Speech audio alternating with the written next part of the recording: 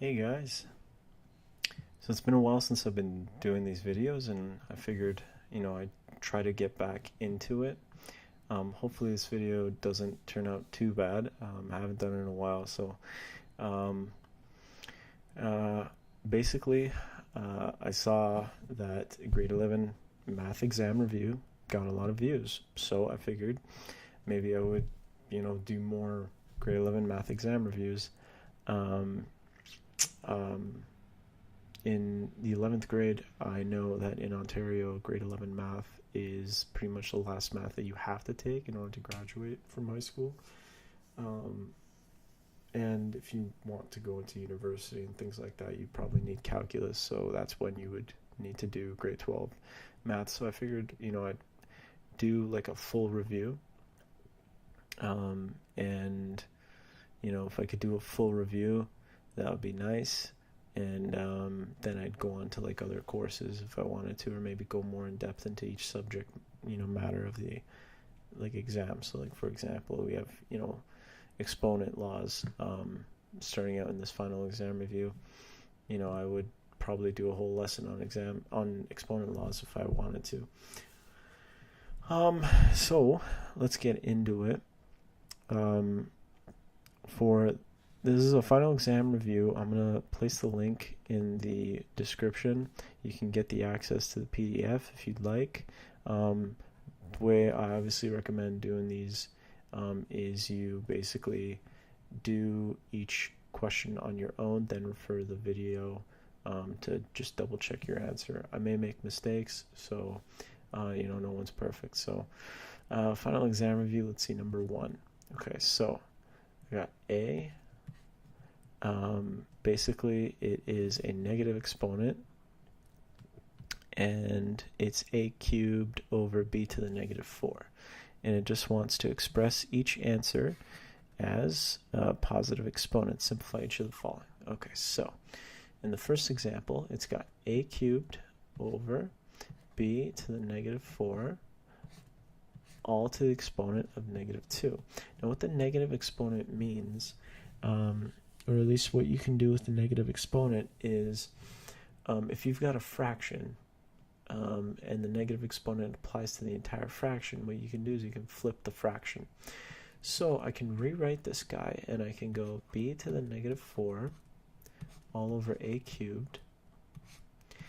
And notice that I've flipped it. I've done what you would call a reciprocal, right? A reciprocal is you just take the top and the bottom and you switch them. Right? So for example, you get the number 2 over 1, you take the reciprocal, it's 1 over 2. Right? So you got that. Basically, you've got the flip now, but what that means for this negative is it goes away, and so you got, now it's the exponent of 2. Now how do you combine these guys? Like, what do you do? So when you have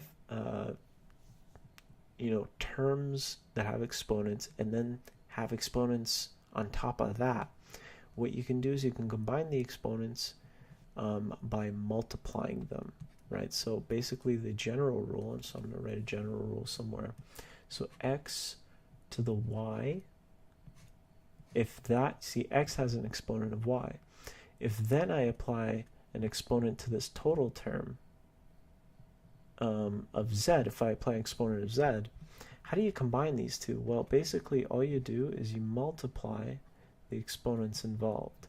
So now it's the product yz and the singular base x. So I do that here. So I can multiply the 2 in to the negative 4, and that becomes negative 8. Now what do I do with the a cubed? Well, there's this other rule where it says if I've got a quotient or a division of things, and I've got another exponent a, let's say, that a will apply to each term in the quotient. So basically, the exponent of the quotient is equal to the quotient of the exponent. I don't know. Basically, x over y to the a can be written as x to the a divided by y to the a. So I can apply that here. So I can go b to the negative 8. And the reason why I got negative 8 is because I did negative 4 times 2. And I can do a to the 6.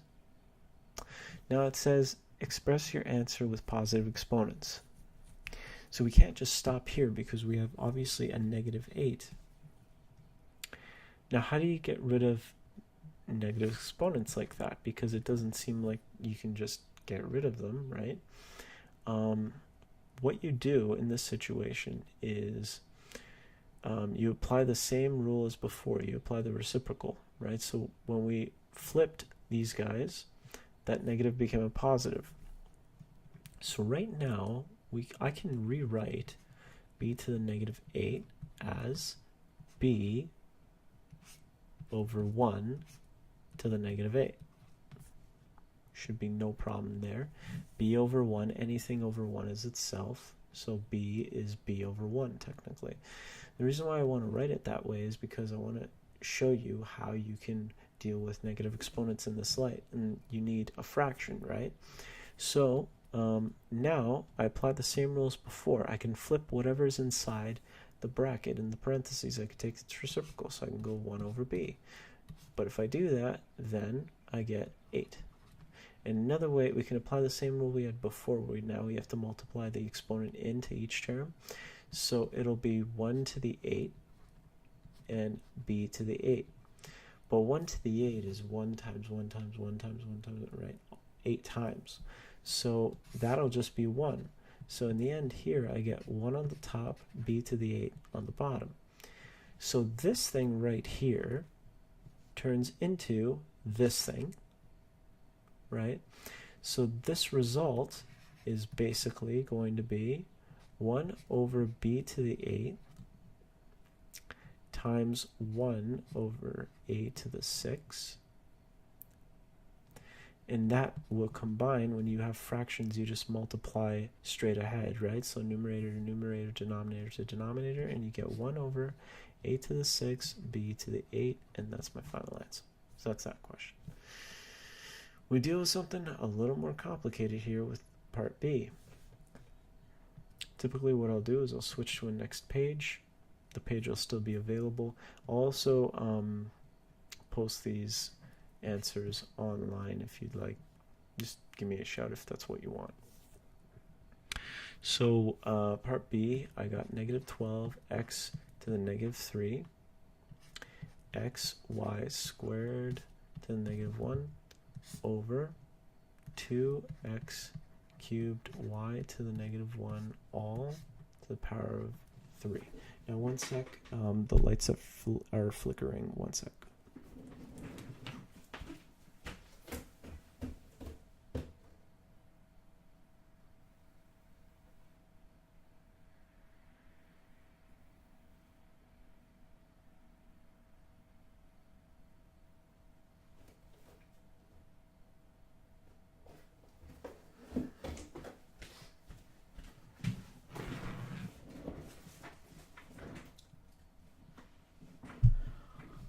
Okay, hopefully that fixed it. If not, I'll just keep going with the video. We'll see what happens. So now I've got a slightly more complicated scenario here, right? I've got separate terms over here. I got a negative exponent over here. I got a negative exponent over here. I got x, y squared. I got multiple terms inside this parentheses. I've got a negative exponent over here. It's one big mess. So here's what I'm going to do. Now I may have made this slightly more complicated toward the end. What you can do as a rule of thumb is when you have something with a negative exponent, you could just literally move it to the bottom, right, and switch the exponent to positive. That's basically what you're doing in the end, right? So a b to the -8 over a to the 6 is just going to be 1. Remember, you have to put a 1 because this can be written as 1 times that. So you have to leave a 1 there no matter what. And then you have to write it as a to the 6, b to the 8. Right? So I can apply that short rule here because there's so many of these negative exponents. So what I can do is, so this x has a negative exponent. If I put it to the bottom, I just switch the -3 to a +3. So let's see, I'll put x cubed now. on the bottom.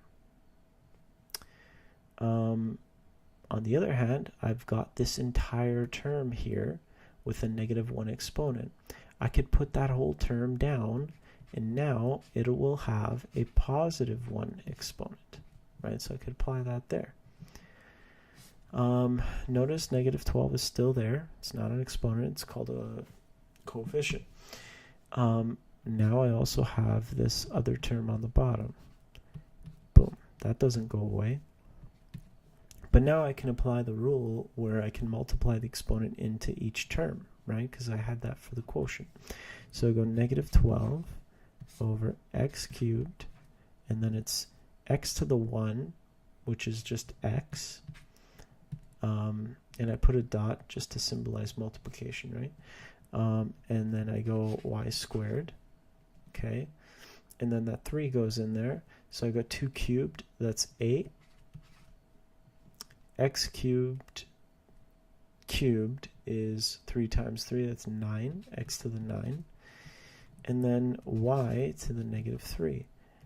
Now the way you combine, when you get terms that are multiplying straight ahead, how do you combine the exponents? What you do is you add the exponents if you're multiplying straight ahead. Alright, so you'll get -12 over, let's see, you got 3 and a 1 and a 9.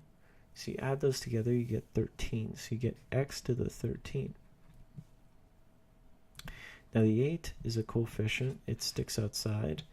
And then you get, let's see, you get y squared, y to the -3. So y squared, y to the -3. You add the exponents, you get +2 plus -3. +2 plus -3, that is 2 minus 3, -1. So in the end, I'm going to have y to the -1. Now I have to express it with positive exponents. So that y to the -1, I can simply move up. Right? So I'm just going to move this guy up here. Now y to the 1 is just y, so I'm just going to write y. Now this is 12 over 8, right? 12 over 8, I can reduce that. The common multiple there, common factor, is 4. So if I divide 12 by 4, I get 3. And if I divide 8 by 4, I get 2. And that's it. Boom. So that's that answer. So, next, I guess it's more exponents. It is evaluate without a calculator, without the use of a calculator. Express answers as integers or rational numbers. So, let's see, 2a. 9 to the -3 over 2. Now, we have to figure out what this all means. Now, I got a negative exponent, right? So I can write 9 over 1. Okay, that's my first step. Then apply the reciprocal rule. So if I apply the reciprocal rule, I flip whatever's in the middle, 1 over 9. And now that negative turns into a positive, so I don't have to write anything. Just put 3 over 2. Now I have to ask myself what this 3 over 2 means. Like, what does it mean to have a fraction exponent? So whenever you have a fraction, like let's say you have 4 to the 1/2. What this actually means is it's a type of root, right? So for example, if there's a 2 in the denominator, it really just means you're taking the square root of 4. Conversely, if let's say it's 4 to the 1 over 3, then you're really taking the, instead of the square root of 4, you're taking the cubed root of 4. And on and on and on.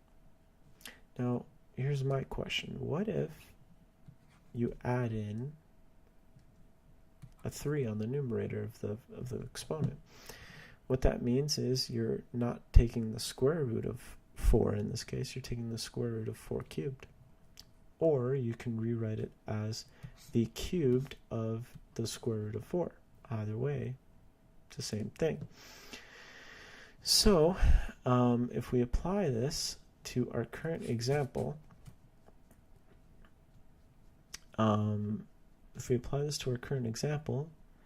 we're basically taking the square root of 1 over 9 and then cubing the result, right? That's the easier way to compute this.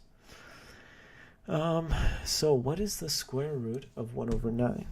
Well, the square root means you're taking you're finding a number that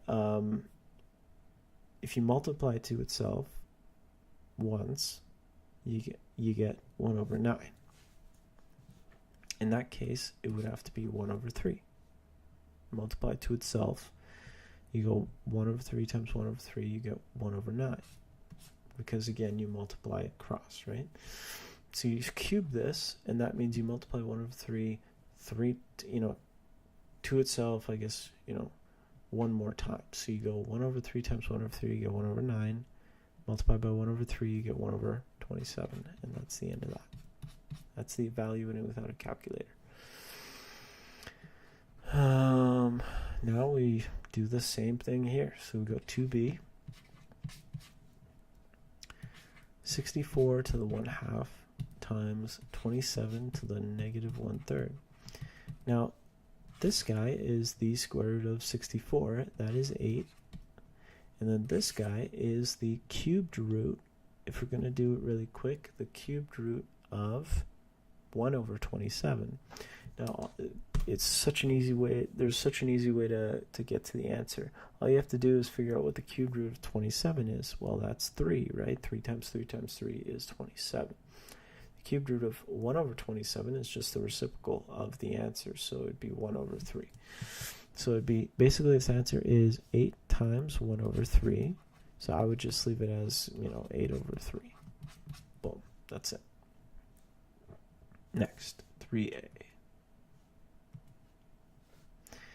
Solve for the unknown. So all this knowledge that we have now of exponents we can use in order to solve this problem. So we've got 27 to the power of x equals 1 over 9. Now there's a rule. Basically, if you have a base a, exponent b, and the base is repeated on the other side, you got a and exponent c, so the exponents are different. That means really the exponents are the same. It means that b equals c. So if this is true, that means this has to be true. That's a rule, an identity. So we have to find a way to apply that here. In order to do that, we need obviously the same base. We don't have that. We have, we have 1 over 9, which is 9 to the negative 1, basically. And here we have 27 to the x. 27 is not 9. So how do we get to this situation in order to apply the rule? That's the way we have to start thinking. Well, we have to convert these guys to lower bases. Or at least convert at least one of them to a lower base.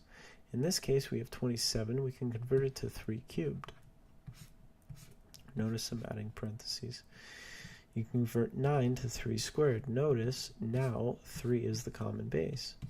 So I apply my rules and I go, this is 3 to the 3x. This is 3 to the negative 2. And now applying the rule above, that means that 3x has to be equal to negative 2. So I apply my manipulation rules, negative 2 over 3. Done.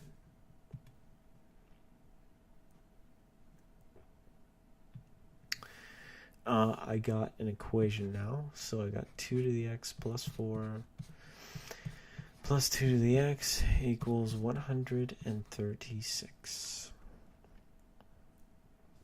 So now there's a rule, of course, where a to the b plus c equals a to the b, a to the c. Right? That's an exponent rule. So I apply that rule right there, and I go 2 to the x plus 4 is going to be 2 to the x times 2 to the 4. Now you might be asking, why the heck would I want to do that? Well, now the common factor of 2 to the x sticks out. And so I can take that out. and go to the x. What am I left with here? In the first term, I'm just left with 2 to the 4, which is 16. And here I'm left with 1. So I can isolate for x. Now, 2 to the 4 plus 1, that is 16 plus 1. That's 17. Okay, so I've got a multiple of 17. So I got 17 times 2 to the x equals 136. Now the way I'd answer this, the way I'd solve for this, is I'd go 136 divided by 17. Now 17, I'm kind of skeptical, right? 17 is a prime number. So 136 divided by 17. Oh, it works out. So if I divide both sides by 17, I got 2. I'm going to just move it over here, okay? 2 to the x equals 8. Now I know the answer, because 8 is 2 cubed. So that means x has to be 3. And that's the answer. Okay, let us do the next page. Expand and simplify the following expression. No problem. So, basically you got number 4. Whoops. Man, I'm going to see if I can do like a full-on exam review. Like the full thing. It'd be a long exam review though. Jeez. A plus 1 squared minus 2a minus 1, 2a plus 1. I'll probably have to do it in parts, to be honest. Expand and simplify. Okay, so we have to do some expansion, obviously. So how do we do that? I would encourage you to follow some rules, right? Some basic rules. So for example, you got a plus b squared, right? You can easily write this as a trinomial, a perfect square trinomial, in fact, where you got a squared plus 2ab plus b squared. You could apply that literally right there. So you could write 2, and then this guy right here expands to a squared, using this rule, plus 2a times 1 plus 1 squared. I'm literally just applying this rule, right? Now, anything times 1 is itself, so I can just erase that. And 1 to the power of anything is 1, so I can erase that, and I get this puppy. No problem. And then I subtract off this thing. But notice, this thing is what they would call a difference of squares, right? So basically, you've got something minus something, so something minus something else, times something plus that something else. So the only difference between these two factors is one has a minus, the other one has a plus. So all you have to do is the following. All you have to do is write the first term minus, so the first term squared minus the last term squared. That's it, right? So you basically have to write 2a, that was the first term, right? You square that, minus the last term, 1 squared. That's it. Now I have to expand the 2 into each term, separated by the appropriate sign. So here's what I would get for the first part. So I get 2a squared plus 4a plus 2 minus, and then this thing would be 2 squared times a squared, so it's 4a squared. And now this minus has already been applied there, so I get a minus over here. And then that minus also applies there, so you get two negatives. Two negatives make positive. So now I've got to connect like terms. I've got 2a squared minus 4a squared. So 2 minus 4 is going to be negative 2. So negative 2a squared. There's no other a term, right? A linear term in a. So I just write plus 4a. but I've got constants, right? I've got 2 and a 1, and I'm adding both together. So I got plus 2 plus 1, that's plus 3. Done. Okay. Now, in the next video, I'm going to show you simplifying and stating restrictions. This basically deals with terms that are polynomials, but you're dealing with how to simplify by factoring and canceling out factors. Before even canceling, you have to do what is called stating restrictions. Stating restrictions basically has to do with making sure there aren't any values that disobey certain rules of mathematics, like dividing by 0. So if I had factors in the bottom, like right here, that if I plugged in a certain x value and I got 0, I have to get rid of those factors, right? I have to restrict the variable from ever having that value. So I would say x does not equal 3, for example. Anyways, we'll get to that. Thank you for watching this video, and have a good one.